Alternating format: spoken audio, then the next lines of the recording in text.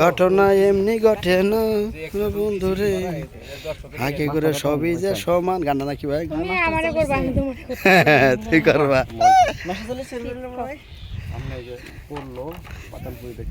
এই যার যে সন্ন্যাসী বইয়া রয়েছে একাকার, কি ভাবতেছে কারেবে নাচকা ফুতে ভাল্লাই জানে না, কারে না করে বসে ওইটা এটাই করবেন। আর স্কিপ বোঝাচ্ছে আমাদের ডিরেক্টর সাইদ হীরা ভাই, মাইশাকে রাগিনীকে, তারপরে এই যে বুলবুল ভাই, আর আছে যে পোলাইছে একটা দেখতো, তো বুলবুল ভাই তো অনেক মজার মানুষ। বলছেন এই মারিয়া তুমি খারাও, হ্যাঁ মারিয়া তুমি খারাও।